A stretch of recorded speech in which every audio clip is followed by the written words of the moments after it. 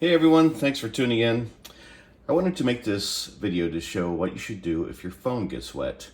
And hopefully this hasn't happened to you and you're just kind of tuning in out of curiosity, but there's a lot of bad information out there about what you should do if your phone gets wet.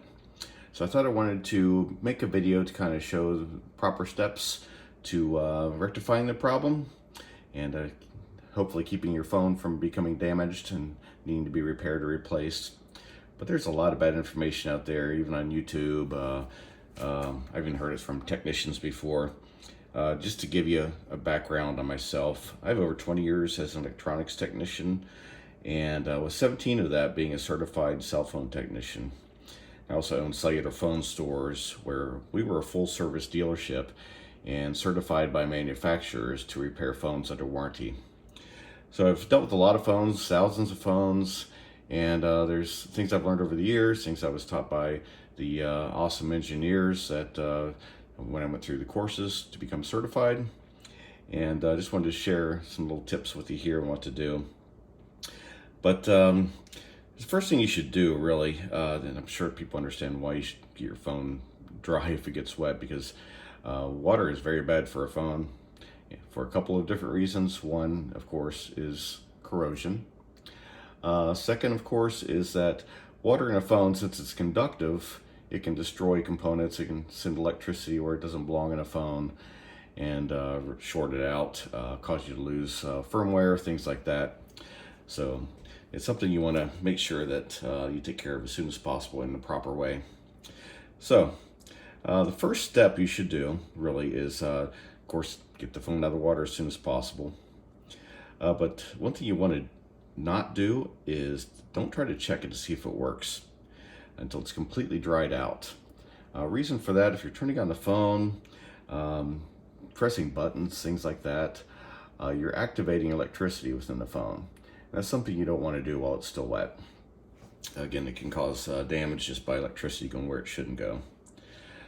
The other thing is, once you get it out of the water, just leave it as is, but remove all of the things that can be removed, like the case on the phone, SIM card, battery, especially if it can be removed. A lot of phones these days you cannot remove the battery, but that's very important. If you can do that, that's going to stop the flow of electricity pretty much immediately.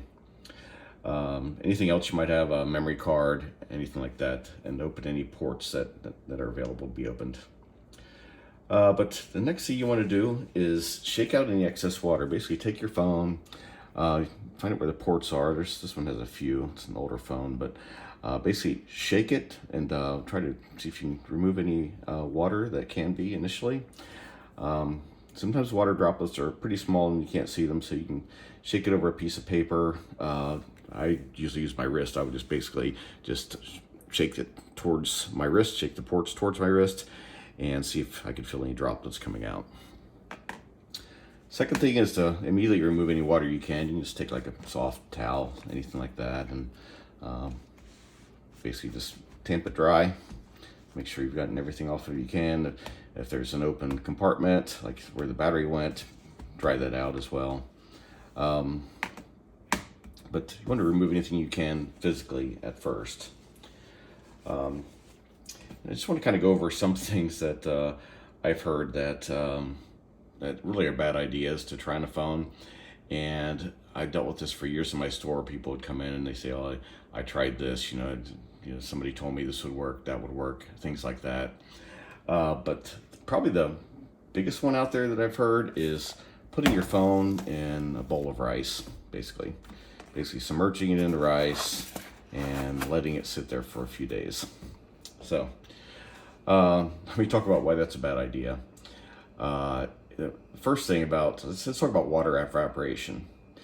What causes water to evaporate? First it's going to be airflow, of course, that's going to evaporate over time. And basically higher temperatures, where temperature gets over the evaporation point, then that's going to cause the water to evaporate as well. But one thing that's going to slow it down is covering it up and preventing that airflow. And that's something that the rice is going to do. Now, the argument I've heard a lot is, well, rice is so dry, it's going to, pull in the moisture and evaporate it quicker. Well, let's talk about evaporation. Okay, so for that to happen, first of all, the water has to evaporate within the phone and leave the phone in order to come in contact with the rice. And also, I've also heard kitty litter, which is a really bad idea as well. Both are dusty, by the way, so you get dust within your phone, and that's not a good thing either. But you know, both of these have to come in contact with the moisture in order for them to actually absorb the moisture. They're not pulling it out of your phone. There's no magical thing they have, magical characteristic they have that's going to pull water out of the inside of your phone. So it's really a myth, and it's a bad idea. And I mean, I don't know how many of you might have cats out there, but if your cat peed next to the litter box, I'm sure you're aware the kitty litter is not going to help. So both these have to come in direct contact with the moisture, and they can't do that unless the moisture is already out of the phone. So it's really silly idea. Even people suggested cover it up, leave it sit there for a few days. I don't know why you would that would help. Again, you're kind of stopping the airflow to it. So that's a bad idea. I would not recommend that. But one thing you should do, and the funny thing is I've been watching videos and Googling and stuff just to see what's out there. And also, like I said, people that came into my store over the years. One thing that they recommend against is to use what I'd used for years. And it's a heat source, like a blow dryer. I used actually a heat gun in my store, but I wouldn't recommend everybody trying that. It's a lot hotter, and you can cause damage to your phone. But the reason they gave is that heat damages electronics, which they're right on that. It does damage electronics. If it gets to a certain heat point, it damages electronics. So you have to use common sense.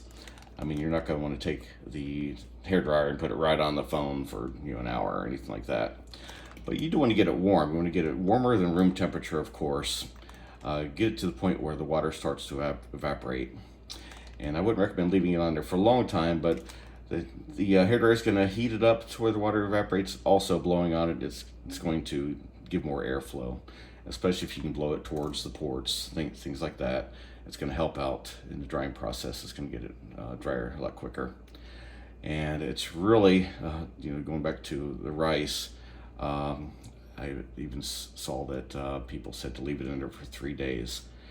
If you leave your phone wet for 3 days, that is not good. It's almost certainly going to cause some corrosion, and it's not a good idea.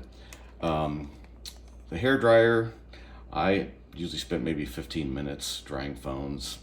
Over time, I wouldn't hold the phone or the hairdryer on it for 15 minutes straight. But what I would do is get it good and warm, leave it sit there for a while, come back later, do the same thing, leave it sit there for a while, and I would usually do it in 3 intervals. And I was very successful in keeping phones from being damaged over the years, and really it was the best way I found in order to keep the phones from getting damaged. But you don't want to hold it too close.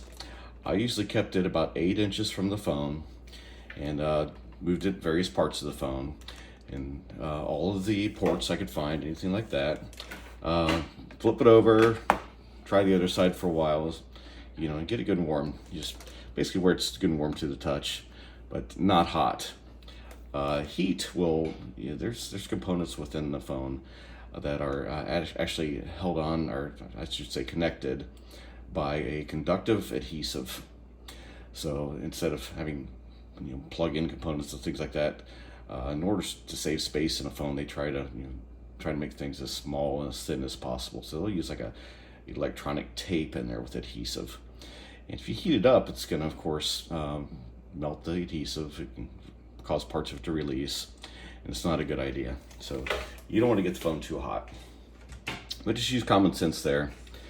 But also, when you go to put the phone back together, it's a good idea to take some rubbing alcohol and just use like a lens cleaning cloth like this and wipe off any contacts you can get to. And especially if you get in where the charging port is, and wipe that out if you can, but it's kind of difficult to get into a lot of these because they're so small. So if you can take maybe the corner, dip it into some rubbing alcohol and get it in there and wipe it out.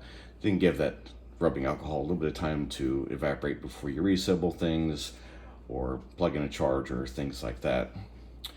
So, actually I'm going to bring up another, what I feel like is a crazy idea that I saw on YouTube as well. And that was to completely submerge your cell phone in rubbing alcohol, which is not good at all. Going back to the components that use adhesive in your phone, I think we probably all know that rubbing alcohol can be used to remove adhesive. So if that alcohol gets in there, it's not going to do your phone any good. And yes, alcohol does displace moisture. That's very true, and it's great to use on contacts that are going to be open air and be able to dry quickly, and you don't have to worry about being damaged because they're metal and things like that. But everything in your phone is not metal, so it's not a good idea to do that. So I hope this video was helpful and informative, at least entertaining. I'll be posting some more videos like this and kind of sharing some of my experiences over the years with cell phones, offering tips and things like that. If you have any questions, please feel free to post them.